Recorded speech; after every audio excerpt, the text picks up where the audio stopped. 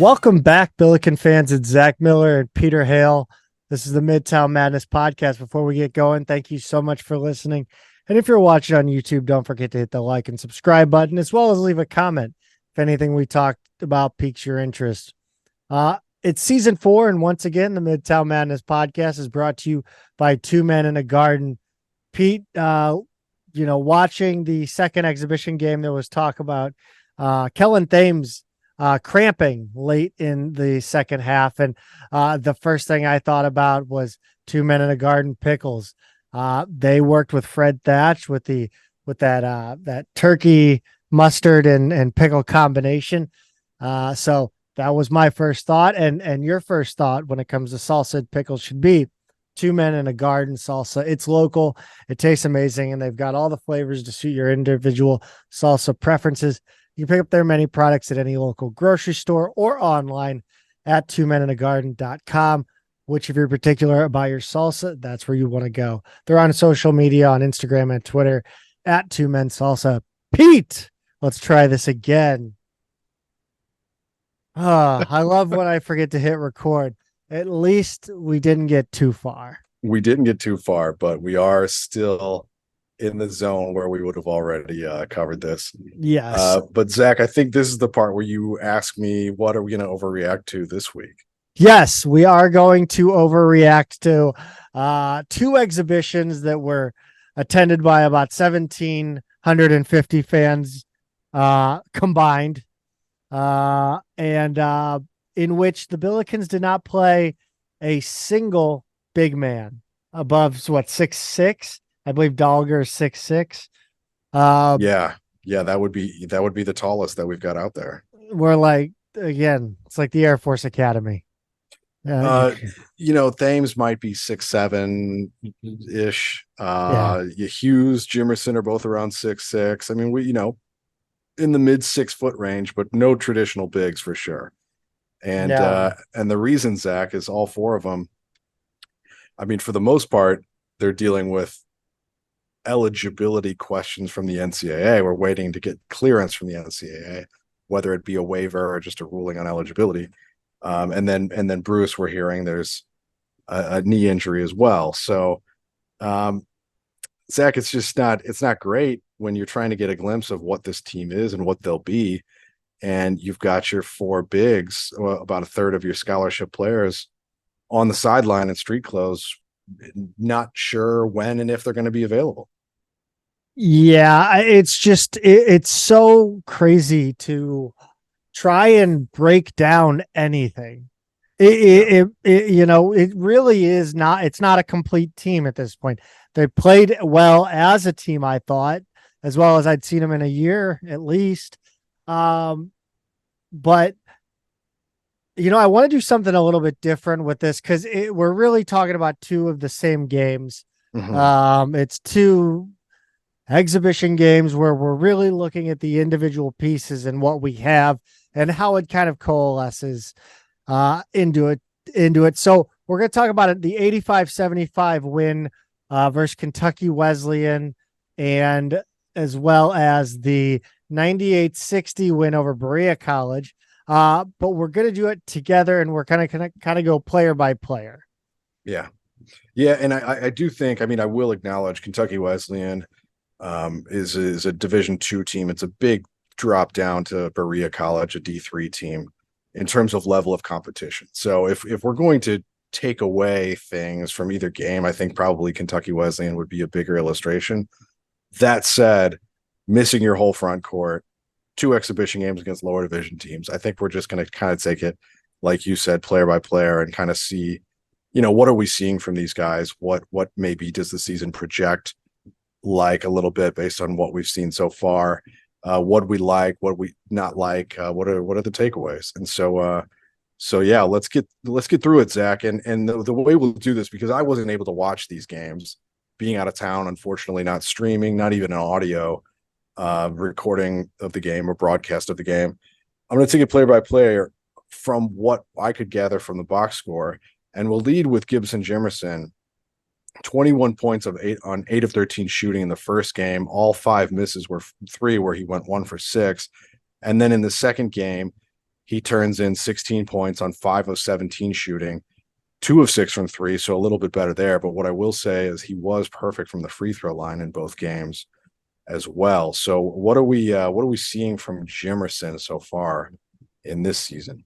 I really liked Jimerson's. I love the way he drives to the hoop and uses his body and pins his player on his hip and just kind of gets to the hoop and protects the ball. I think he's really turned it into an art form.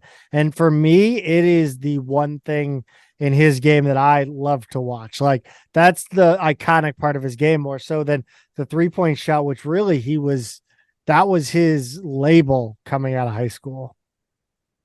Yeah, and he's 3 for 12, through the first 2 games from 3. It's not the end of the world. Obviously, you don't want to be a 25% shooter, but if you're just taking a 12-shot sample size, a guy like him has had streaks like that before, and he's had streaks that have been way different from that from 3. So his shoot, I'm not worried about his shot.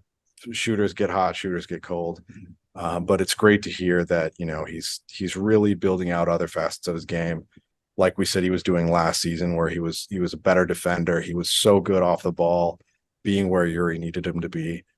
So it's just going to be interesting to see him as an offensive player, not with Yuri Collins and trying to score in other ways. Next, I want to go to Sincere Parker, who had 18 points in game 1, 6 of 11 from the field. He was 0 of 3 from 3, added 6 rebounds. And then in game 2, he had 18 on 18 and 5 rebounds on 7 of 10 shooting. He didn't miss from inside the arc. So again, his 3-point shot necessarily hasn't come around yet, but he's really finding his way to the basket inside the arc. Yeah, I think he's really rounding into that replacement for Javante, so to speak, because that really was kind of the selling point. They have so many similarities that it's hard to escape that.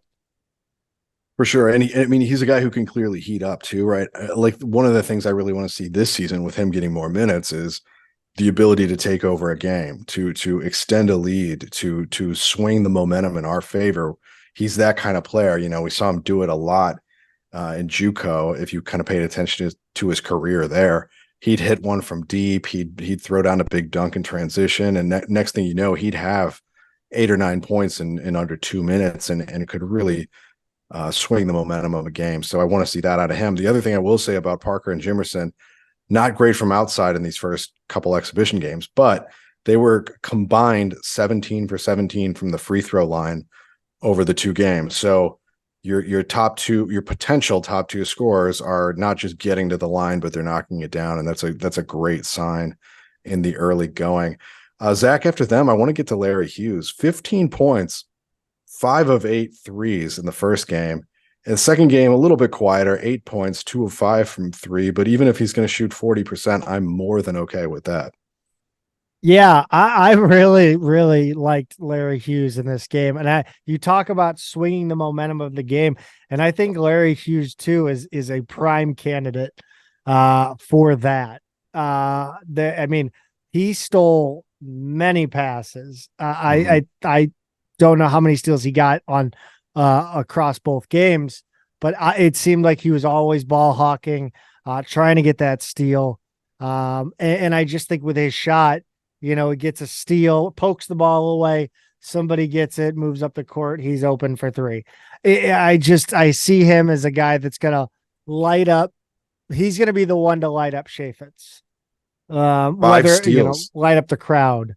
Yeah, 5 steals to answer your question. He had 2 in the first game and 3 in the second. Yeah, again, it's not Division I, but again, all of this stuff was, I wanted to see effort and shot making. That you knock down the shots you need to knock down, and effort, really hustle. Yeah. And speaking of effort, we have another returner who I want to get to, who had an unusual assignment without any other bigs there. And that's TJ Hargrove, who had 11 and 5 in the first game. And then in the second game, a little bit quieter. He had 7 points, 4 rebounds. had a block, efficient game, but just not one that was necessarily a standout game. But what do you think about his effort? And are we going to be okay if he has to man the front court? No, we're No. not. No, we're not. Yeah. Hey, TJ, you did a fine job, but like, no. I thought, I think that stat line is kind of a microcosm of what you want to see out of Hargrove at the 5 when he is not a 5, is just do your best, get some points, maybe block a shot, get a couple boards, tip balls out. Like, that's all you can really ask. Yeah. Just be sound and solid. Yeah. Play within your ability level. Yeah, that's right. I want to ask about Tim Dalger because in that first game, he was the leading rebounder with 8. He added 9 points. And then in the second game, he had 13 and 10. So he's been our closest thing to a double-double guy so far. And I feel like it's been a little quiet as people have, focused more on some of our other players, some of the guards, some of the, bigger scoring guards, I should say, or maybe some of the other newcomers. But what have you seen out of him so far?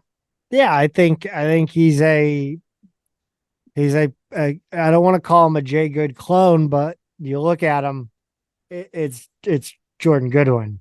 He's certainly not the Jordan Goodwin on the boards, but I think he's got the scoring ability. I don't know. I liked his defense. I think again, it's an exhibition, it's Right. yeah, I mean, he should be shutting down all these guys. Right. I wanted Kellen Thames is one, Zach, that coming into these games, we said we still just don't know anything about him, right? That's still true. We saw him so little last season. In the first game, he plays 10 minutes, but he winds up with 4 points, 7 rebounds, and 4 fouls is really why he only played 10 minutes. Second game, we heard he kind of cramped up a little bit, but he did have 10 and 7. He stayed out of foul trouble, but hobbled to the locker room. And it sounds like these cramps have kind of been an issue for him in practice and in both exhibitions so far. Yeah, I really, again, what I can tell you is Kellen Thames is incredibly athletic and he's pretty good at basketball. Besides that, I thought I thought his defense was good. I thought he again, I loved the intensity, and we'll get to like kind of the positives and negatives, I think, but I like the energy, the way he fits kind of that athletic pressing long style or long arms. I want to see more. I don't know if he'll get a chance, but I got to imagine if we're going to play like the way we're playing, everybody's going to be on the court. That's right. A scholarship player. For sure. Yeah. And he definitely, one of the things that he always had in high school, both for his Pattonville team and for AAU, is positional versatility. If you need him to guard basically anything a 1 to a 4, he can do it. He's got that length. He's got enough athleticism, and he can hold his own on the offensive end too. It's just he's an intriguing player. He kind of feels like the consummate role player at a college level. He also kind of, Zach, just watching him play, watching him move and everything. He feels like somebody who would play for VCU to me. Like a Nick Kern. It's a Nick Kern. Yeah, like you could throw him out there and run him in that system, and he would be a nice player there too. So anyway, yeah, I remain intrigued by him and excited for his long-term potential. But I think he made a really nice pass over the top. He did. He had a nice putback dunk too, or yes. at least one. I think he had one in each game actually. I think he did too. Yeah, we did have more putback dunks than normal. Yes. Again, yes. Playing small guys. Yeah. I don't know. We'll see. Yeah. I want to talk about the point guard situation now. We have Mike Meadows, who's been starting in the point guard position. And really, these first 2 games have been relatively quiet for him. 7 points, 2 assists in the first game. And then if you look at his line against Berea, in 15 minutes, he has 4 points and 4 assists. Not bad. Certainly, he seems fine. Maybe a little bit quieter than what I expected. Tremaine Isabel incoming. I mean, I don't know. I think. Look, No, with I think Isabel's just a different player, right? oh, Like, that dude's insane. yeah, he's his own thing. He's really his own thing. Meadows seems like a very steady, reliable veteran guard. Isabel was a bit of a wild card, and he could give you 4. He could give you 40. He could, light up the gym and make everyone better, or he could get in an argument with a teammate in the locker room. Like, you just never really knew what it was going to be with him. And fortunately, when he was at his best, was down the stretch. Meadows, we know, has had some big games in his career. It really is interesting to me. He just seems like he's going to kind of be that steady, quiet hand in the backcourt. Mm-hmm. Yeah, I was begging for him. Two. What? I said at least based on these 2 games. Oh yeah, I mean, I was begging Meadows to shoot the ball. I wanted him and Sion. I wanted both of them to shoot the ball. But Mike Meadows. Again, if I didn't notice you, that's probably a good thing. Mm-hmm. Because I usually just look for kind of the downsides, but yeah, I liked Meadows in this one. I think you got it right. He's going to be a steady hand.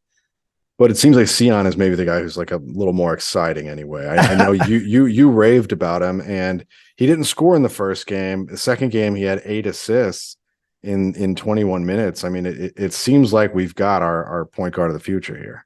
Yeah, I mean, the guy can pass it. I love the quickness at which he moves the ball. He's getting the ball and getting into the front court. He's moving it quickly, not letting the ball stick in his hands. I mean, man, he's impressive. I think he's a little bit more rounded as a player than Yuri. And I think in 4 years, I think he could be every bit as good, if not better than Yuri. Mm-hmm. Yeah. I mean, he's undersized for sure. Like that's undeniable, but it's also undeniable that we've seen a lot of undersized point guards thrive in the A10. So I'm not necessarily worried from that standpoint. And you were thinking Drew Lavender, weren't you? I've been thinking about a lot. I feel like every single team we've played against, Richmond, Wyatt, UMass, they've all had small point guards that have been fine. So I think he'll be fine as well. I guess while we're talking about guards, we've got Churchich, who seems like he's a pretty good shooter, Zach. Yeah. He can't defend a lick, but he can shoot the ball. Yeah. He's got a nice shot. Finds the position to be in, to get the pass. Yeah. I mean, I think it's all like, I truly think Travis is high on his long-term potential. Cause I mean, it's there. Sure. You can see it. It's plain as day. I just don't know if he can, if he's got that Gibson Jimerson, can he build on it is the question. Yeah, so Ford said he's learning, but has the ability to really go off in practice, and he likes, like you said, his long-term potential. You said he had an Ingvi moment in the first game. What do you mean by that? Yeah, well, as we recall, I believe Ingvi had one game, and he what did he hit the backboard and out of on a 3-pointer? He rimmed it out. It's just that he took a 3-pointer from about 30 feet. That's right. It was just like he shot his shot when he got it. Yeah. Well, so it was a great, actually. It was Sion through one back door. It was the Gibson Jimerson special, that backdoor cut on the baseline, and Ingvi went up to lay it in and just kind of put it over the top of the rim on the other side, straight over. Just too strong, a little too excited. And I was like, oh no, that was his one chance. Yeah. And he blew it.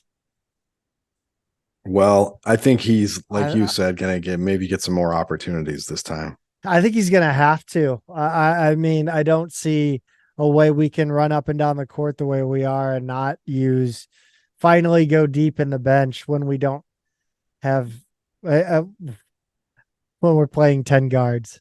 Yeah, right. Now we did see some walk-ons get in as well. Lamont Evans got in the first game, and in the second game he was joined by Phil Jones. Svet Soderov got in, and then so did Alex Noakes. So they all gave us 4 to 6 minutes apiece. Anything noteworthy there? Are any of these guys Noakes vaguely resembles Rob Lowe. just physically? Yeah, just physically. Not he's not that good. I wondered if we would see a little bit of like Noakes or Soderov. Kind of spell Hargrove or Dalger. But I mean, I'm not surprised, but I thought we might. Because they're both about what, 6'8" or so? I think so, yeah. Yeah. Who I guess Phil Jones looks good. I mean, those guys all seem to handle it decently, but again, it's Berea. Right. Yeah, it's the last 6 minutes of a blowout game. So Yeah. I guess it's hard to take too many lessons there, but just curious. I guess, Zach, now we can probably run through any other notes that we might have on this game. And a few of the things that I was seeing people say, we already talked about Parker and Jimerson a lot, but people are saying Hughes's release is clearly quicker than last season. And that seemed to track with what I was seeing in highlights. So to have him, be hot on a night when Jimerson wasn't, it feels promising there. And he's definitely evolved out of that preferred walk-on role. Certainly looks good. We've hit some of the other notes.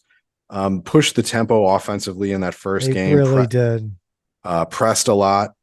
Both games they did. I was shocked. I mean, again, you have no real choice, but again, I said I might enjoy this season. Like, if this is how we're going to play and go 500 because we don't have 4 bigs, I'm going to be pissed off at the reasons for why we don't have those bigs, but I'm going to kind of enjoy myself. So one of the things Ford said, and look, he delivered on promises so far. We're going to press, we're going to run more, we're going to force the tempo more. Promises kept so far. 3-point shooting, not as much. We haven't attempted as many as we thought. They did get to 28 or 9. 28 in the second game, 22 in the first game. So still a decent amount, but not quite where, especially padded by the walk-on. Yeah, sure. But one of the things that he has said that I think is bearing out is he said this is a really competitive group. So I think whatever their limitations and shortcomings, which are obvious to point out when you don't have a scholarship player over 6.5 feet tall out there, no front court really. He said they're really competitive and that they play hard, and I think people did see that in the exhibition. That's coming through in everything that I'm hearing. And if you're watching this game and saying you're going to have some fun watching them this season, I feel like that's part of it, right? Like the character of the team is as promised. So that I really like to hear. Yeah, I thought, the players, I know it's kind of it's basically like a Globetrotters play the Generals type game against Berea, but I really liked the energy from the team, just the vibe. I don't know about the coaching staff and of course the athletic department is a whole other story, but with the guys, I like the vibe. I liked it. I thought the energy was good. The coaching staff, I thought Harriman was just an animal. I know he's friend of the program too, but like he just brings a different energy that none of the other guys on the bench do. I mean, he's constantly doing something. Yeah. Like whether he was talking to a guy on the bench, a player, whether he was, stepping out onto the court to tell him, a player needs to go somewhere. He just was very noticeable on that bench. I don't know. Seems different. Yeah. Well, I mean, look, if this team is going to be easier to root for, if the character is there, if the effort's there, the energy is there. So I'm liking all of that. If we're looking at negatives, Zach, I did list some after the Kentucky Wesleyan game, with four bigs on the bench trying to get eligible and or healthy. SLU had to go small and only rebounded Kentucky Wesleyan rebounded them by one, I should say, and they gave up 10 offensive rebounds. Second chance points were 13-5 in Kentucky Wesleyan's favor. So it kind of means what they got what they wanted inside, and that's a little bit of an issue. It means we need to steal a lot. Yes. And just not allow shots at all. Well, and that brings me to the other concern is 3-point defense. Kentucky Wesleyan went cold in the second half, but their perimeter shooting is what kept them in the first half. And at times Berea too, but really Berea just had one guy who was scoring. I think they had one player with 27 points and nobody else had over 4. So that was kind of an unusual one for them. But regardless, 3-point defense was not great last season, and that's something that kind of looks a little suspect in this game. Turnovers in the Kentucky Wesleyan game were 13-13. Not a big deal in most games, that's not an alarming number or anything like that. But in a D2 exhibition, it's probably more than you want to cough up, and it's probably less than you want to force. It's one of those where if I'm nitpicking, I get a little bit worried about that. In the Berea game, it was a lot better. We had 9, they had 17. So I guess that's something. Points off turnovers were 16-6 in that first game against SLU, so that's not great either. So between all of those factors, offensive rebounds, turnovers, etc., SLU wound up with 16 fewer field goal attempts, which I thought was a little bit concerning. And then we had 3 guys play over 30 minutes, which I didn't want to see in that game necessarily. And Zach, this one was not a serious thing, but were the jersey numbers correct by the time the Berea game rolled around? Yes. Because it sounds like people were in substitute jerseys for that first game. Yes, they were. I really forgot what it was all like. All I know is that at the bottom it said, it was just a weirdly worded asterisk. It was like, so and so will be numbers this and this until further notice. Like, what a bizarre way to put that. Like it's like a proclamation until further notice. Yeah, he's it's number ridiculous. 51. Right. Yeah, that's pretty weird. I guess the last thing to hit on these games, Zach, and we hinted at it before, but so attendance, it sounds like, was maybe near an all-time low for that second exhibition game. Yeah. Have you seen a smaller crowd for a men's basketball game in Chaffetz? I am trying to I'm trying to remember what it was like for the cruise exhibitions. Mm-hmm. It was small. It was probably one of the worst I've ever seen. Yeah. So you're estimating maybe 750 for that second one. I would say there was probably 1,750 between the two. Yeah. And that's what I would say. 750 second one, 1,000 first one. It just it was very stale, very there's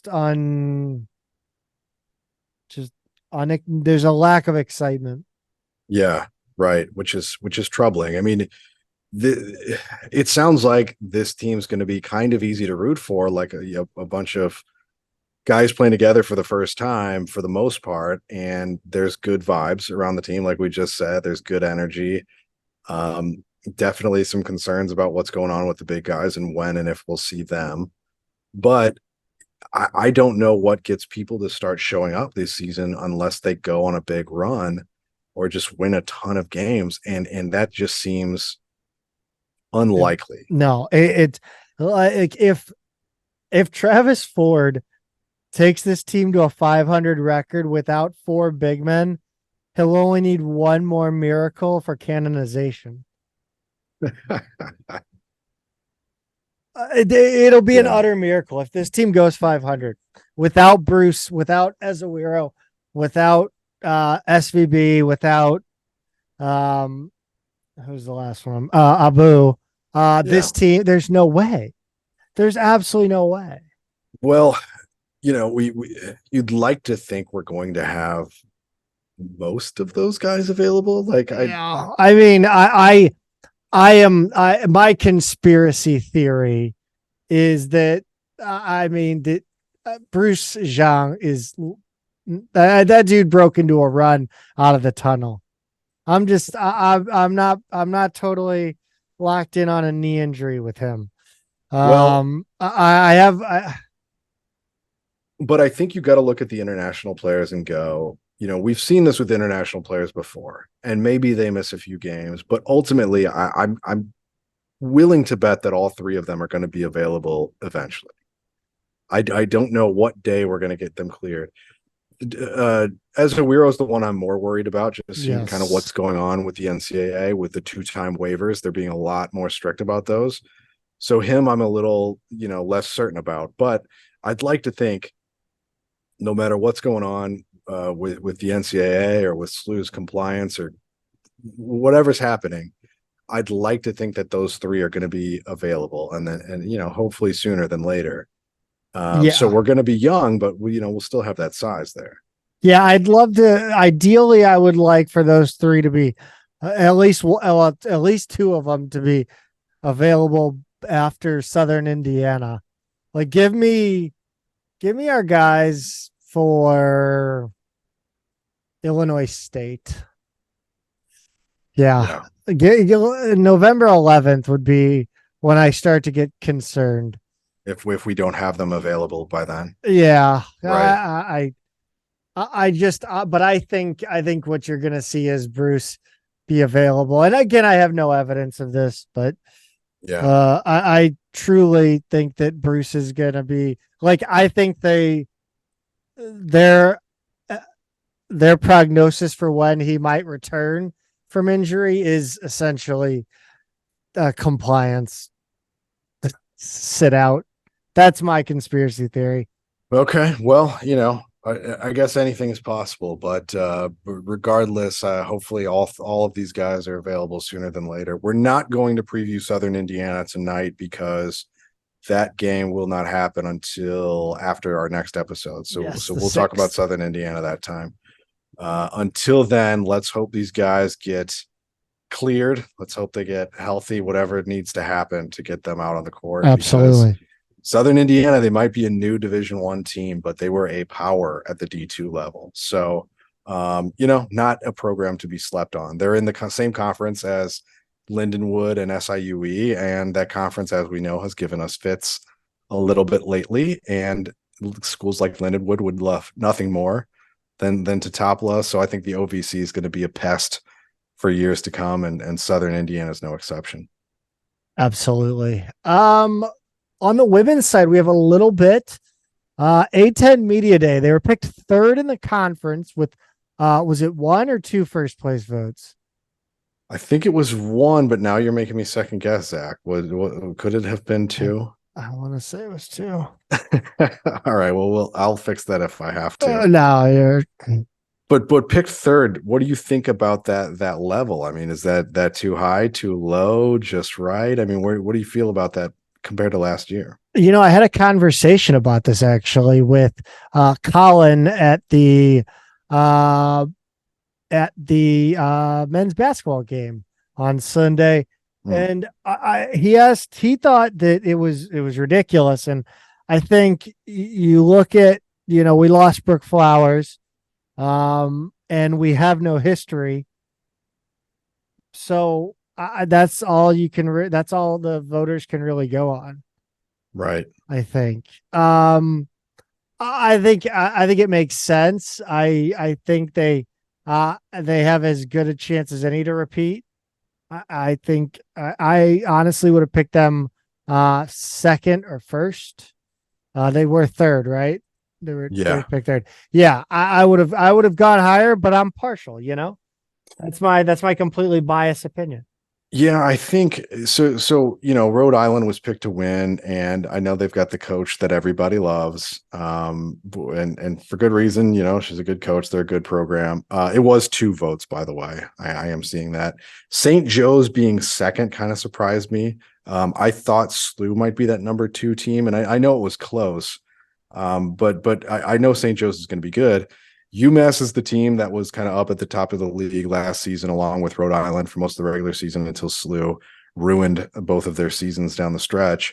And they apparently lost everybody because they were picked like 9th or 10th or something like that, way like down in the second half of the league. So I think Rhode Island is probably the team to beat. Even with SLU returning, a lot of people and not Flowers. But with all of that late season momentum last year, they've got to start over and do it again. And I think Rhode Island is probably on paper the stronger team, top to bottom, probably returns more known quantities. And I can understand why they get that sort of first place love.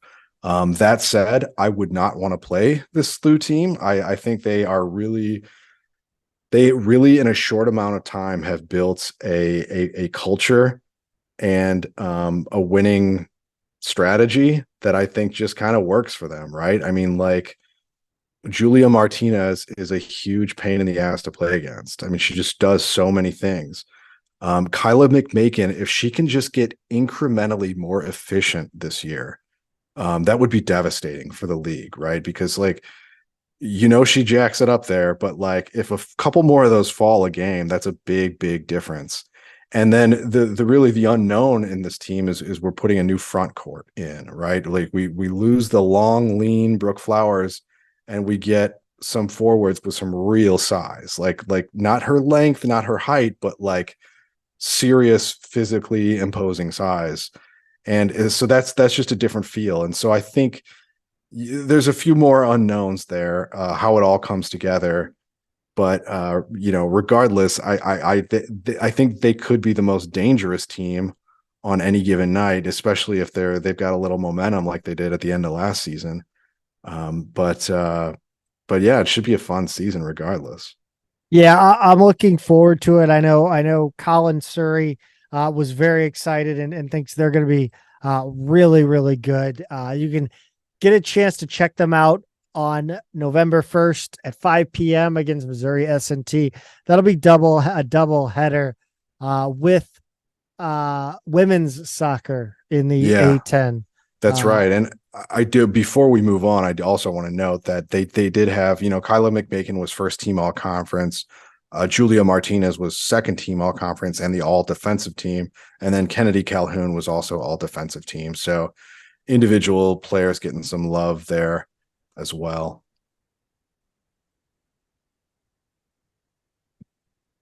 Pete, I want to talk about salsa and pickles. I really don't have a good transition this time. I can't bat 1,000. Yeah, and you were definitely batting 1,000 on good transitions up to this point, Zach. But yeah, let's talk about salsa and pickles. Specifically, I want to talk about 2 Minute Garden's social media presence because I follow them and it's become like this Pavlovian thing now. Every time I see one of their posts, I just stand up and start walking to the kitchen because I'm like, oh my God, that looks so good. They have their setup on a recent post at a farmer's market. I want to say it was the Tower Grove Farmers Market, one of the farmers markets. And I'm looking at the picture and I noticed this bottle with a black label and it's a green sauce. And I was like, what is that? I knew it wasn't their labels. I knew it had to be a partner product. And so I got on their website and sure enough, they've got a new product on there. If you go to their, what's called Our Friends products, it's called Sriracha Granada, all natural green chili hot sauce. And I got to tell you, it looks amazing. It's an 8-ounce bottle. It says it's got the new sticker on the website. And this is exactly what I was seeing on the table that I did not recognize from before. And after reading the description on the website for the green sriracha, as they call it, I got to say, I'm getting at least one of these next time I put it in order. I'm probably 2 or 3 weeks away, but when I do, I'm going to take advantage of that $9.99 nationwide shipping, and I'm going to get a couple of these thrown in there because I am a sucker for a green sauce too, and this one looks great. It sounds great. I had to have it, Zach. I saw that post. I had to have it. Social media works. I am not above the fray whatsoever. The advertising got me. So head on over to 2minuteagarden.com, browse their products, browse their partner products, read all about them, and put in an order for yourself today. I think I want to try the Fallout, The Fallout, which the spice blend by oh Sriracha yeah, Granada. yeah. Yeah. Oh, Yeah, that looks good too. that I does know, look man. delicious. I got to get off this website now, or else I know I'm gonna it's put in an bad. order while we're This is recording. terrible radio too. I know we got Uh, to move on. yeah. Women's soccer, the truly the best thing going, I think, right now in at St. Louis University. Yeah, for sure. They've been Uh, unbelievable lately, and their rankings show that. yeah, RPI 13 up one. Coaches poll 22, no change. Top drawer soccer 11, no change. College soccer news 15, no change.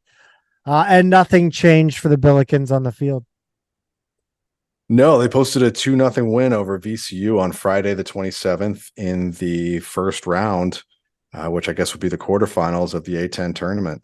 And it was a pretty good one, Zach. I mean, I got to say, like, VCU has played them tougher than just about anybody else in the league except Dayton this season. Yeah, this was a fantastic win, and to really make no mistake in this one and get out to an early lead, not mess around, because we've seen, how many times have we seen it where you with the women's soccer team, not so much because they do usually end up winning, but in the first half of games where they'll let a team hang around and then they'll sucker punch us right there at the end of the first half. Mm-hmm. Will tend to come back and win in the second. But with a team like VCU, that's the kind of team that will take that all the way and beat you in the end if you don't get out ahead early. And the Billikens did just that in the first minute. Lindsay Heckel with a perfect header off a Izzy Lubert corner. Shout out Chris Allen for what I'm sure is a well drawn up corner set piece. Yeah, Heckel got up for that one too and just placed it perfectly. I mean, that was I don't know what else to say other than she hit it exactly like you'd want to in that situation, and no one was going to get up over her and win that one either. No. 37th minute, Emily Gaby was just in the right spot at the right time. They say goal scoring is all about positioning. I don't know if they do, but I'll say that. Wide open rebound off a Julia Simon shot. The play actually originated from a Heckel free kick from SLU's half that SLU advanced with a header and another pass before it ended up with Simon. Yeah, really nice to work that ball up the field there. And it's Emily Gaby, you make your own luck, and she certainly proves that rule, Zach, that good goal scorers are always in the right place at the right time. I mean, you almost can't take her off the field. No, and she doesn't play as big a minutes as other players on the team. She, like we talked about last week or the week before, she's kind of been that super sub earlier in the season, and now she's in the starting lineup. And they still they don't leave her in for 85 minutes or anything like that. But what a difference it makes when she is in there, and especially in a half like this one, where even though you had that opening minute goal, it wasn't as easy to come by after that. And VCU was a little bit tougher on the counter than other teams we've run into in the league lately, who just have not been able to get anything going offensively against SLU. So having Gaby in there along with Kelly and Larson and the rest of them up there up top, Sawyer, it's just been really, man, she's been incredible to watch. She keeps getting better. it sounds like they found kind of the pairings. I think Chris Allen talked about that. I think in an interview, Yeah. where they're finding the right, chemistry with each individual. If you played FIFA before, when you got to put the FIFA Ultimate Team. Yeah, that's a really nerdy thing to do there. Yeah, 78th minute. VCU had the ball in the Billiken box, and Katie Hauk had a point blank shot deflect off her arm. Weird, Pete, that there's a handball penalty the week I've been trying to push for indirect free kicks for handballs in the box. I'm just saying, conspiracy. I don't know. Are you having any luck with that campaign? No, none at all. This one was unlucky. I mean, she was about 3 or 4 feet away from where the ball was struck, and it went right up. She didn't have her arm like way out or anything like that. It was just barely off her body, and wrong place, wrong time in this one. But VCU winds up with a PK, Zach, and what happens next? Emily Percelli comes up massive. She was pretty much mobbed by her teammates. I was a little worried about like knocking her back into the goalpost. Well, not only that, I'm like, the ball's out, right? Because yeah, they went to celebrate with her, and I wasn't 100% sure that the ball had like made its way over to the sideline yet. I was kind of like, all right, give it a second. yeah, it was a fantastic save. Percelli dove right. But the ball was shot down the middle, and she reached back and saved it simultaneously with the tip of her fingers and her pinky toe, I think. Yeah. The trailing behind her, but she had it the whole way. Like you could kind of see her eyes on that on the replay and everything. And they got some great shots of that, by the way. Some really some fun action shots of that. Some incredible nice faces. Save. Yeah, for sure. Those are the best part of those like action shots, are just the stupid faces. Yeah. That's not going to be in her dating profile or anything like that. But it was a badass play and badass photo nonetheless. One thing that was odd, Zach, Hauk got a yellow card on this play for unsporting. Did she say something, or is it just that you get one when you have a handball in the box? I mean, that I don't know. Yeah, I don't really know. I didn't think that was the case. It seemed weird. I mean, she definitely didn't, she wasn't happy about it. You could see that in her body language, but it was, I don't know. I guess I just wasn't prepared for a yellow there.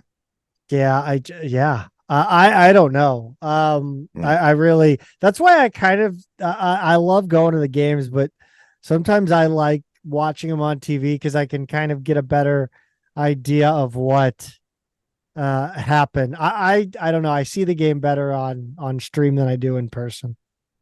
Yeah. Percelli was fantastic though in this one. It's good to see her, kind of stand out, because really with this team, she really just has to be herself every day. And she hasn't had much to do. Spectacular. Yeah, no. In these last 5 or 6 games since that Dayton tie, actually, really since the last time we played VCU, she just hasn't had much to do. And then the irony is she'll play 70, 75 minutes, and then Becca Walterman will come in and actually face a couple more shots than Percelli has, because they'll put in more of the other freshmen in there and everything. And then whoever we're playing again they'll leave their starters in, so she'll wind up facing fewer shots than her sub. But she was great in this one. There was one ball that did get by her, and we had a defender back there to clear it. I can't remember who was behind her there. I'm not sure that would have been a goal anyway. Someone else may have gotten to that. It may have gone wide. I don't know, but nonetheless, another shutout. She was fantastic, and that PK save was legendary. Stats in this one: shots 14-9 Billikens, shots on goal 7-5, SLU corners 11-2 St. Louis. Billikens fouled VCU 10 times, VCU fouled SLU 12. Once again, Pete, you mentioned it. VCU challenged the Billikens more than anyone other than Dayton. Yeah, you got to remember that SLU was actually outshot by VCU at their place on October 1st, and kind of escaped with that 1-0 win. They're just I don't know what it is. They seem more aggressive than the other teams we've seen. They pressure every ball more. They're pretty effective on the counter, and they've got a few players who are kind of dangerous on the ball.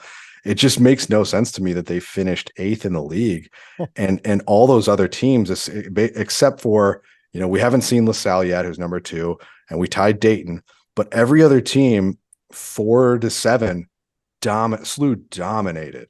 And then you get to number 8, VCU, and they've been really, really tricky. Coach Shields said in her remarks after the game, she goes, VCU was underseeded. They're difficult to defend. They're difficult to break down. She said, but I was happy with our collective defending effort. And in playoff soccer, you're going to sustain some pressure late in games. Then she went on to say Emily Percelli is one of the best in the country, All-American for a reason. She said first-minute goals are fun. They take a little pressure off of us. She was really pleased to get the second goal late in that half. And then with Emily Gaby breaking Caroline Kelly's goal record, she said to have both of them in the locker room tonight is special. So, her comments were pretty much kind of what my impression was of that game as well. I think she realizes VCU is just a little bit tougher than what their record and what their place in the standings might show. I think so. So VCU is a victim of the tiered schedule system in the soccer, in soccer, A10 soccer. Yeah, I think you're right. I mean, there's no way they should have been 8th. Right. It's the same when we go look at the men's side, why Davidson was at the top of the conference, because they were the best bad team. Yeah, they had the easier schedule, and so I think at the same time, Zach, I think LaSalle might be the beneficiary of that, having finished second in the league. But I don't think they haven't played SLU, and I don't think they've played some of the other more difficult teams as well. So we'll see what happens with Dayton on, I guess, Wednesday. But yeah, it's there aren't that many conference games, so it makes it possible when you have sort of these cluster schedules where they want the tougher teams playing each other to boost the RPI. You can wind up with a team that would normally finish 6th or something, 2nd or 3rd, because they just haven't played anybody. Yeah. Next up, the Billikens will welcome Duquesne to Herman Stadium. The 5 seed Duquesne on Wednesday, November 1st. Pete, Duquesne upset 4 seed UMass 2-1. SLU dominated Duquesne 4-0 at Herman on the 19th. SLU beat UMass 6-0 2 games before that. It's hard to say that the weaker seed is the better draw here. Right. Give us a little fun fact here. Yeah. When I was looking at the schedules act, I noticed that in our past 5 games, SLU has won by the following scores in order, starting with that UMass game: 6-0, 5-0, 4-0, 3-0, 2-0. Are they trending in the wrong direction? They are. I mean, that means we're going to see a 1-0 win on Wednesday and then a scoreless draw in the final. They're just going to award both teams the bid. So those are their results since that 1-1 tie against Dayton on September 24th, which is still the last goal that they've allowed. So they've been incredible. I don't think the weird little pattern there is going to hold. I don't see it going like that. I mean, obviously they can't finish in a scoreless draw in the final nonetheless, but I thought that was pretty amusing regardless. I think I'm worried about this weather. I don't like cold weather. And I would prefer the weather conditions be ideal for a game that you need to win and you should win. Yeah. You don't want to give up anything. The cold weather gives you flashbacks to that Memphis game last season and that Canadian heavy Memphis team that just outdid them in the cold weather. But yeah, you're right. I don't have the stats to back this up, but I feel like the cold weather games tend to be a little bit lower scoring. People play a little more cautious, and I don't think that benefits SLU. On the men, 2-seed LaSalle on the other side, 3-seed Dayton beat 6-seed St. Joe's. 2-seed LaSalle defeated 7-seed Rhode Island. Dayton will play LaSalle at the same time as the Billikens game against Duquesne, and the final will be set at 11 a.m. on Sunday the 5th at St. Louis time. Yeah. Should be fun. I love that. Sunday's always gorgeous. I feel like a little on the cold side, but always gorgeous. Hopefully that proves to be true this time. And that would be the Billikens' 6th A10 championship in a row. Men's soccer, not the best week, Pete. RPI 31, up from 32, and not ranked in any of the polls. 8-0 win versus Blackburn Tuesday the 24th. Pete, let's just run down the scoring, shall we?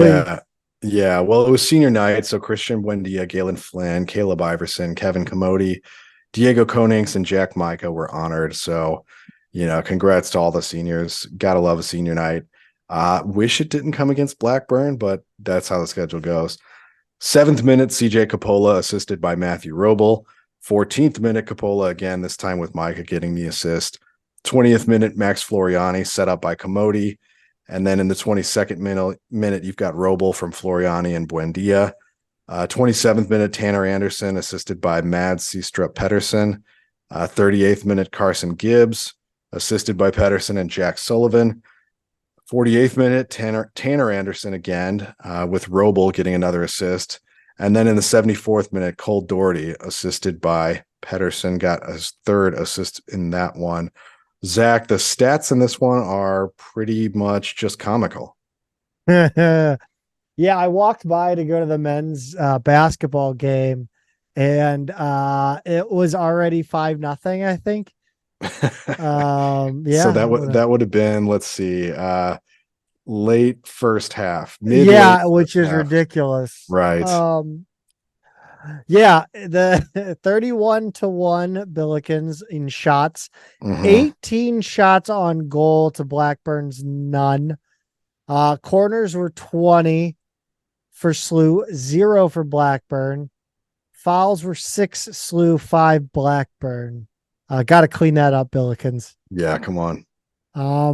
It's not, it was not as close as the stats indicate.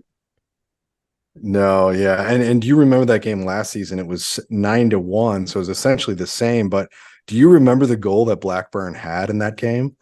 It was it was taken from just about midfield and got it just carried in the wind, basically. It was against caught our keeper coming out just a little too far. Wasn't it a backup? Yeah, it was. Yeah. So anyway, I remember that distinctly. He came out and realized his mistake as that ball just kind of hung up there in the wind and carried over his head. But yeah, that one was 9-1. It do be like that sometimes, Pete. Really do. Let's talk about St. Joe's. This was bad. Well, let's talk about the scene set for this game, because Davidson, we talked about Davidson being fool's gold a little bit at the top of the standings due to a lighter schedule. Actually had a chance. All they had to do was win at at home against UMass, I believe. And UMass is really bad. And inexplicably, Davidson dropped 2-0 decision at home. They did. And that set up SLU, Zach, for I think a clear shot at the 1 seed. Although I think we needed a little help from VCU. We needed help from VCU, and VCU wound up winning. Yes. So VCU may have had the 1 seed regardless. After that, it feels. By the way, that's like the most VCU thing ever. All season long, it's like SLU and Davidson in the top 2 spots, and we kind of cough in the last weekend, and there's VCU to slide right in. Yeah. It's just feels like they kind of do that in men's basketball as well. But yeah, a little frustrating when you kind of feel like you had a chance to control your own destiny and just couldn't quite do it. And then even more frustrating was how this game played out, Zach. St. Joe's, I think they needed this one to get in. They had to win to get in. And you could see that desperation, right? Yes. Like they played hard. They really did play like their lives were on the line from the jump. And I don't know if SLU was quite ready for the tenor of this game. Looked a little bit cold. You're playing on the turf, cold, dark night in Philly. And it was just kind of a weird one. 21st minute, Blake Driehaus of St. Joe's scored on a cross from Luke Johnson. It looked like it may have been an own goal by Diego Konings as he was kind of rushing back to try and break up the play. It was just a really sharp cross, bang, bang. And Abenel couldn't get in the right spot for that one. 44th minute, Konings, his half got worse. He took Driehaus down in the box, and St. Joe's got a PK. Not a 100% sure thing call on that one, Zach. I don't know if I make that one every time. I know you were not happy about the officiating in this one, but he did take him down in the box, and then Mateus Mancini takes the PK there, missed the initial shot, but the rebound comes right to him and he just kind of karate side kicks it out of the air and puts it away on that rebound. Nobody had a chance to stop that one. And it's 2-0. Yeah, after a great save by Abenel on that one. Great save. Yeah, just went to the wrong spot. Yeah, and nobody was there to clean up the rebound. Well, nobody could have been. It went right back to where the guy was. Yeah. It was little effort, guys. Little effort. Yeah, sure. They would have had to be in there really fast, but I'm not sure that was possible. Second half got even weirder, Zach. It did get weird. Konings gets a redemption goal assisted by Anderson and MSP. 64th minute, Roble ties it with MSP getting another assist. 81st minute, though, St. Joe's goes back up 3-2 on a goal from Alex Hood. A frustrating sequence that started with a St. Joe's corner. Had the ball spending a lot of time in the air, head ball after head ball, and SLU never able to get it out of their end, and St. Joe's capitalizes. I was screaming at my screen at this one. It was just like, get it out, get it out, get it out. It was just like kind of a soft header after soft header, and they could never get it out of that end. And sure enough, it came back to bite them. So frustrating. 89th minute, Tanner Anderson ties it, and Seth gets the assist. Yeah. I did not see this coming. I thought it was done, and I'm sure St. Joe's thought it was done. This has to really chap your ass, right? Like to be going all out to win this game, to save your season, to play one more match in your college career, and then SLU just kind of like, whatever, tie game. Well, Seth Anderson put a nice run together there. He earned it.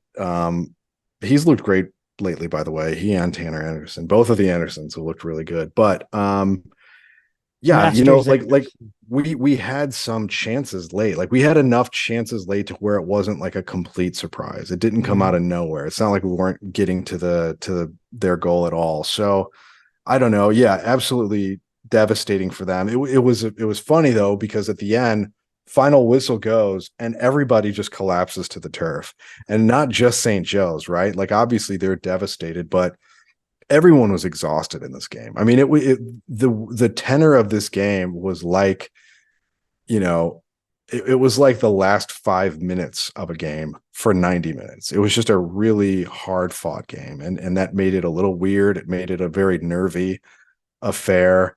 But frustrating for both teams in the end too. Stats in this one: shots 17-9 Billikens, shots on goal 10-5 Billikens, corners 6-2 Billikens, fouls 12-10 Billikens. It really just felt like the Billikens were doing everything right, but scoring, and St. Joe's just found an opening on kind of counters or against the run of play. Yeah, I think you're right. I mean, like, and the stats bear that out, right? I mean, 17-9 in shots, doubled them up in shots on goal. I haven't really been a strong finishing team this year. Run us down the A10 tournament outlook. So VCU is the 1 seed, and like we said, we would have ended up tied with them had we won. And I think we may have been the 2 seed regardless, because we wind up in a 3-way tie for second and end up with the 2 seed. So I guess that's just how it breaks, right? VCU as the 1 seed is going to play number 8 seed Fordham on Friday the 3rd at VCU. Davidson as the 4 seed will host number 5 seed Duquesne. SLU is the 2 seed on the bottom half of the bracket, hosting UMass on Friday, November 3rd as well. That'll be at 7 p.m. St. Louis time. And then Loyola, the 3 seed, will host number 6 seed Dayton. SLU kind of struggled against both of those teams this year with a tie and a loss. So it's going to be interesting to see who comes out of that. But they will get another home game on Wednesday, November 8th, should they beat UMass. Yep. I think we're still the favorite in this one, Pete. I think so. I mean, I don't love that we're on the same side of the bracket as Loyola and Dayton. I think playing Loyola at home would be a difference, though. And I'm betting those guys would love another shot at Dayton. So Yeah. obviously you got to get through UMass, and then nobody really scares me on the other side of the bracket. Like I don't necessarily want to play VCU, but like, I don't know. I kind of feel like we're on the harder side of the bracket for sure. So if we get out of our side, I gotta like our chances. I just don't want to go play VCU at VCU. That 3-6 matchup, and this may be dumb, but it seems a lot more. It's a scarier matchup. That Loyola Chicago Dayton game should be like a semifinal.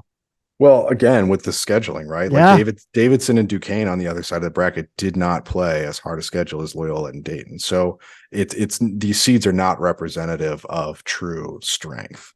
Yeah, I get why they're going to ties. It's just there's not enough matches to go by ties. Yeah. Like there's just not Yeah. like there's the separation is already minute. Right. Within like it's just it doesn't work. Yeah, I agree. I don't know how you fix it, whether you go to points. Like you should go to points. That's probably the I think they do though, right? Is it technically are they technically counting points? I think it's technically points. Okay. Yeah, I'm gonna go to the So then I have no clue. I got nothing, Pete. I got nothing. Yeah, it is points because you wind up with so Loyola, SLU, and Davidson all have 15 points. Loyola and SLU have the same record at 4-1-3, and then Davidson was 5-3. So it's kind of odd, I guess. So they're saying the team that lost the most winds up fourth. I'm not sure how the tiebreakers all shake out. It's convoluted bullshit. It is. Well, let's talk some volleyball. Yeah, you just don't have a whole season for those points to kind of open up a little bit, right? I mean, it's not whatever. Volleyball 3 they lost 3-0 to Loyola on Tuesday the 24th in Chicago, 15-25, 19-25, 23-25. Loyola's good. They are. They're at second in the league. I mean, they're a very good team. Delaney Rice had 10 kills, Trinity Luckett 5 blocks, Addie Lyon 24 assists, Carly Rogers 12 digs. Loyola out-hit SLU 298-122. And look, I guess it's a good sign that SLU got progressively better each game, but it was going to be a tall order to come out of there with a win. A sweep of Rhode Island on Saturday the 28th. 3-0, 25-17, 25-15, 25-13. Rhode Island had early leads in the first 2 sets, but SLU kind of swung the tide. Yeah, big runs in both of those first two. And then in the third one, SLU just dominated from the start. Rhode Island didn't have a chance in that. Emily Henkin, 10 kills. Addie Polk, 4 aces. Jillian Mattingly, 4 blocks. Lyon had 24 assists, and Rogers had 18 digs. 3-1 win against Rhode Island on Sunday the 29th. This one, Pete, I don't love. 25-21, 28-26, 20-25, and 25-20. Rhode Island is really bad.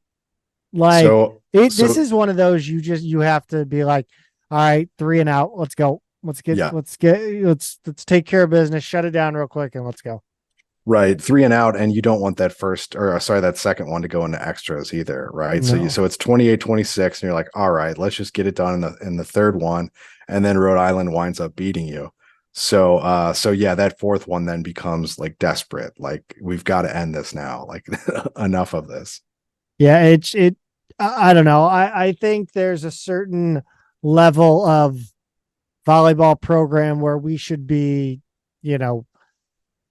finishing them off in less than 2 hours.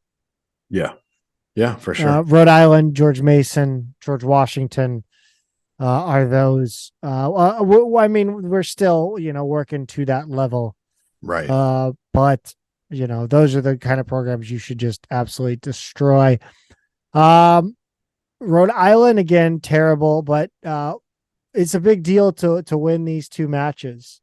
Yeah, it keeps SLU in the top 6 in conference and in good position to make the conference tournament, which only takes the top 6. Dayton's at 14-0 right now on the season. Loyola's at 12-2. VCU's behind them at 11-3. Davidson 8-6, and then you've got Fordham and SLU both at 6-8. Duquesne is 7th at 5-9. George Washington is 4-10. Mason is 3-11, and then Rhodey is 1-13. So SLU's got Davidson. They're going to be at Davidson Friday and Saturday, November 3rd and 4th. And then they finish up the following weekend at home against George Washington. Now, 7th place Duquesne, just a game behind SLU, has George Mason this weekend. George Mason, who's terrible, and then wraps up against Davidson. So they more or less have the same remaining schedule. They've got Mason, and we've got George Washington, but it's all home matches for Duquesne. So it's going to be an interesting finish, Zach. It makes this Davidson road test for SLU like really, really crucial. Yeah. To grab one of these. If you go 0-2 in these, you really risk setting yourself up for Duquesne stealing that last spot. Yeah. The biggest news of the weekend is the fashion icon, the Billiken fashion icon that is Andrea Beatty, wearing a custom SLU hair clip is the kind of like Kim Mulkey-esque swag, like of just like, I'm gonna wear ridiculous shit and watch me. And not ridiculous, but like just the right amount of flair. Yes. Right? I mean, like now Mulkey, yes, Mulkey's sometimes all is ridiculous. off the top. She's like, she'll take it. She wants them to talk about her, clearly. Yes. I think Beatty has that right level of like swag, confidence, like looking sharp without being like over the top, and like the announcers. She's Coach Prime. She's Coach Prime. If she starts wearing sunglasses inside, I'm going to be like, God, let's go. Beatty, get the sunnies inside. She definitely gets up for game day, though. I got to hand it to her. Yes. Friday and Saturday. We talked about who they had upcoming next. I think again. What did I predict them? 4th or 3rd? I thought 3rd. I don't didn't remember. expect Davidson to be as good as they have been, because they've been historically not very good. But I don't know. I think I overestimated. I need to go look at records and stuff. I'm hoping their record is maybe a little inflated. We've played Dayton, we've played Loyola, we've played the top teams. So maybe Davidson just hasn't played as hard a schedule. So that could be inflated. I don't know. I still don't want to have to go out there and figure that out, Yeah. I think it's set up a little easier for Duquesne at the end. But basically there's two teams that are going to get 3 spots. I guess Duquesne isn't totally out of it. Or no, sorry. There's 4 teams trying to get 3 spots is essentially what's happening right now. So SLU has to sweep George Washington and steal at least one from Davidson, I think. Let's break down. Let's just run through field hockey real quick. They had a chance here to make some history, and they did not this weekend. And really, is probably the kind of the worst games of the season. I thought, like, the worst winnable games. Yeah. A 3-1 loss at Davidson Friday the 27th. Davidson scored just 50 seconds into the game. SLU leveled it 25 seconds later. Brooke Mason got the goal. It was 1-1 going into half. Despite dangerous chances from both teams, Davidson tipped in a rebound in the third quarter to make it 2-1 and eventually made it 3 in the fourth. Shots were 18-13 Davidson. Shots on goal 14-4 Davidson. This is most of the shot disparity came in the fourth quarter when the Wildcats outshot the Bills 10-3. Penalty corners were 9-4 Billikens. Again, I see the notes and I didn't write this, but as soon as I read penalty corners 9-4, I said, this has been the theme all season in my head. And sure enough, on the page, this has been the theme all season. It's the quickness, but the Billikens just don't have that quickness on that penalty corner. I mean, again, I know only enough about field hockey to be dangerous, but like you can just see if you go and watch like a Columbia, a Cornell, those kind of field hockey programs, UNC, Duke, ACC programs, Virginia, they're all super fast on those. It's bang bang. It's like watching a power play in ice hockey. So I know not enough to be dangerous, but I got to backtrack one note. It wasn't Brooke Mason on the goal. It was Sierra Larson.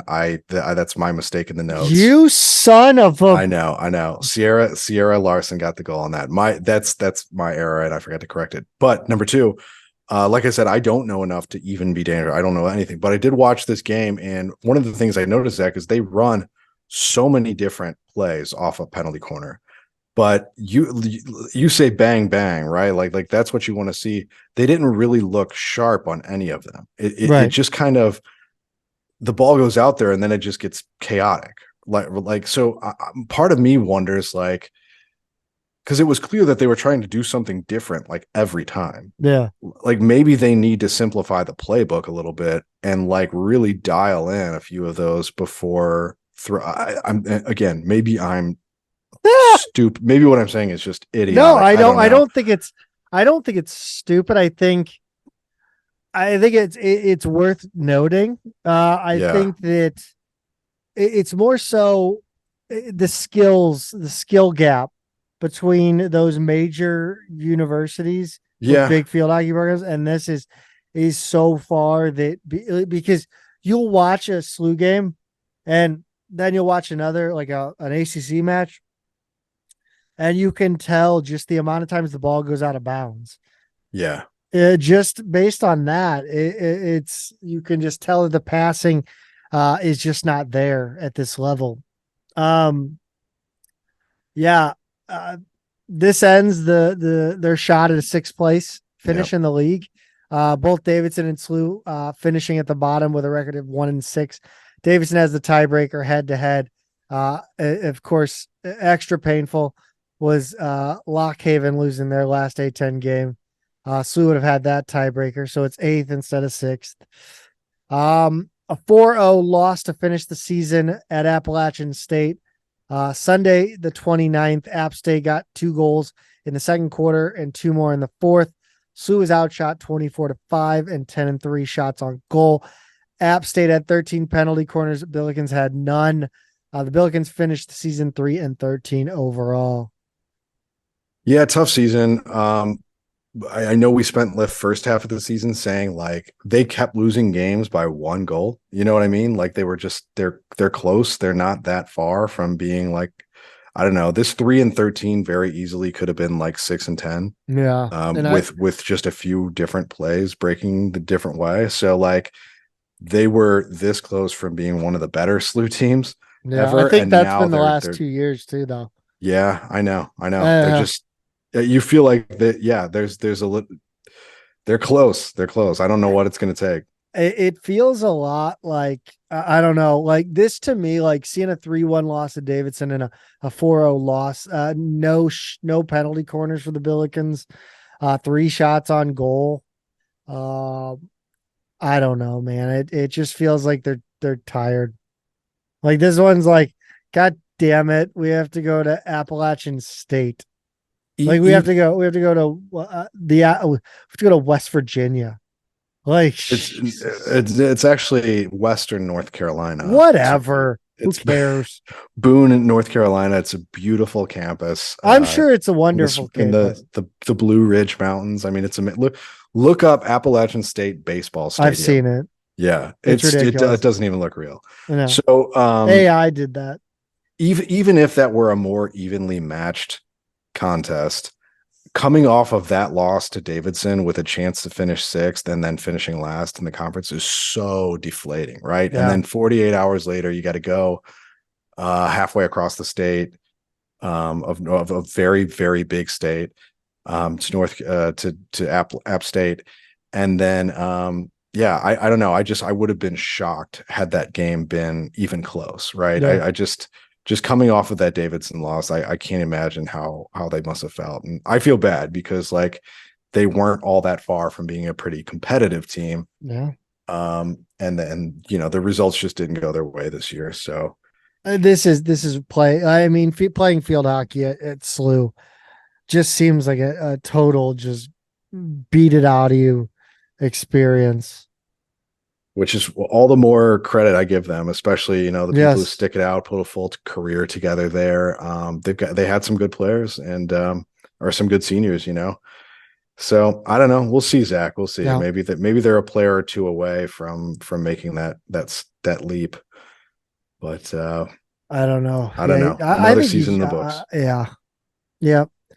Cross country. This was kind of neat. A10 championships were held Saturday the 28th. And they streamed it, and it was quite an enjoyable stream. Yeah, it looks like they had a pretty nice drone shot going for a lot of that. Yeah. They followed them from kind of behind and up, and the only thing I said is there was a tractor that was, or like a gate, like the 4x4 or whatever that was ahead of them, and I would have put a camera on the back of that and just had it. But yeah, it was nice. Pete, run us down the results. Yeah, so the men finished 4th overall, 1 place better than they did last season. Spencer Werner received all conference honors for finishing 9th. Farol Ahmed was 19th, and Harrison Martinenko was 28th. I think we had a couple more finishers in the 50s. And then on the women's side, they finished 7th overall. Huge improvement from last year where they finished 12th place. Sophia Pellegrin finished 13th in the field, and McKenna Paulson finished 15th. So top 15 finishers all get all conference honors. So that's 3 overall for SLU between the men and the women. Carly Sear was 3rd across the line for SLU, 22nd overall. And then like the men, they had a couple more in kind of the 45 to 60 range. So next up, they've got the Midwest Regionals on Friday, November 10th in Stillwater, Oklahoma. Swimming and diving. Pete, talk about this dual meet at Bellarmine on Saturday the 28th. Yeah, it went much better for the women than the men. The women won 140 to 62. That was 9 out of 11 events. Megan Eng and Karis Renaga led the women's team with 2 victories apiece. Eng won the 1,000 free and 200 backstroke, while Renaga touched first in the 200 free and the 500 free. Maggie McPherson and Elena Escalante won individual events, and they were also anchors on relay teams that won. Ella Bowling also won, touching first in the 200-meter fly. And then on the men's side, they lost 120 to 85. Daniel, do we know Zach Yakov? I got nothing. I don't know. I'm not even going to try. He won the 200-meter backstroke. and Franklin Liu carried the 500 free. SLU also won the 200 free relay, but again lost 120 to 85. And then next up, they've got a double duel with Little Rock and Henderson State. That will be at Little Rock on Saturday, November 4th. Pete, I think that does it for us. Another week of SLU athletics in the books, Zach. I don't know why I enjoy Billiken basketball. I do. I think this team. I think they will be enjoyable. I like the guys. Yeah, I like the way they play. But yeah, we've gotten into it more in our think tank episode, and we'll get into it more in the next one. But I think we're gonna drop we're gonna record that Thursday night. I'm hoping. Yeah, I think that's the plan. Right. So that should be coming soon, and yeah, we'll get more into the nitty gritty of the program and less high level, I think, in terms of like NIL and more of the structural issues with the game. Absolutely. Pete, as always, go Bills. Go Bills.